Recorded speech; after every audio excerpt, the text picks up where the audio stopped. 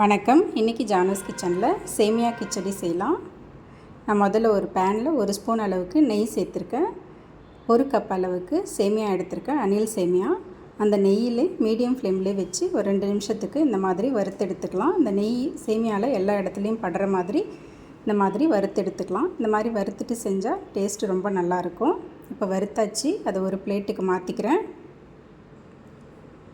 அதே பேனில் 2 ஸ்பூன் அளவுக்கு எண்ணெய் சேர்த்துருக்கேன். எண்ணெய் காயட்டும்.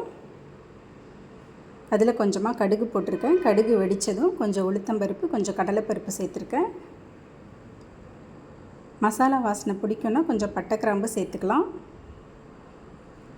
இப்போ இதெல்லாம் செவந்து வந்த பிறகு இதில் ஒரு கைப்பிடி அளவுக்கு பொடியாக நறுக்கின வெங்காயம் நீல வாக்கில் கட் பண்ணியிருந்தேன், அதை சேர்த்துக்கிறேன். கொஞ்சம் கருவேப்பிலை சேர்த்துக்கிறேன். சேர்த்துட்டு இதை கொஞ்சம் வதக்கி விட்டுக்கிறேன்.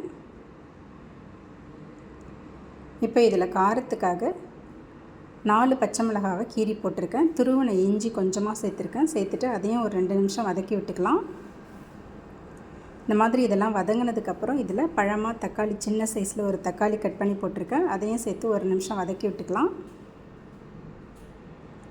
இப்போ இதெல்லாம் வதங்கினதுக்கப்புறம் இதில் பொடியாக நறுக்கின பீன்ஸ் ஒரு கைப்பிடி அளவு சேர்த்துருக்கேன். அதே மாதிரி பொடியாக நறுக்கின கேரட்டும் ஒரு கைப்பிடி அளவுக்கு சேர்த்துருக்கேன். சேர்த்துட்டு இதை நல்லா கலந்து விட்டுக்கலாம்.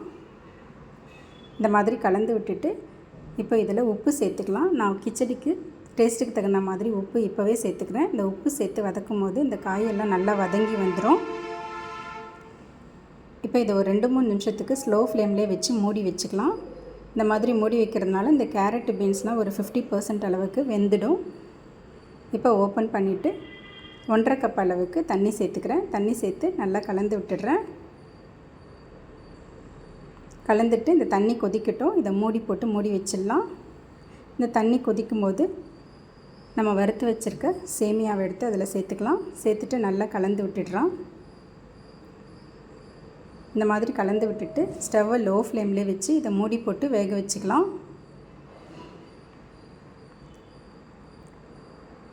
இப்போ இதை மூடி வச்சிடுறேன். ஸ்லோ ஃப்ளேம்லேயே நல்லா வேகட்டும். கொஞ்ச நேரத்தில் வெந்துடும். இப்போ இந்த சேமியா வேகும்போது இந்த கேரட்டு பீன்ஸும் மீதி பாதி அளவு நல்லா வெந்துடும். அவ்வளோதாங்க, சேமியா கிச்சடி ரெடி ஆகிடுச்சு. இதில் காய்கறிலாம் போட்டு செய்கிறதுனால கொஞ்சம் ஹெல்த்தியாகவும் இருக்கும். காலை நேரத்தில் பிரேக்ஃபாஸ்ட்டாக இதை செஞ்சு சாப்பிட்லாம். ரொம்ப டேஸ்ட்டாக இருக்கும். தேங்க்ஸ் ஃபார் வாட்சிங்.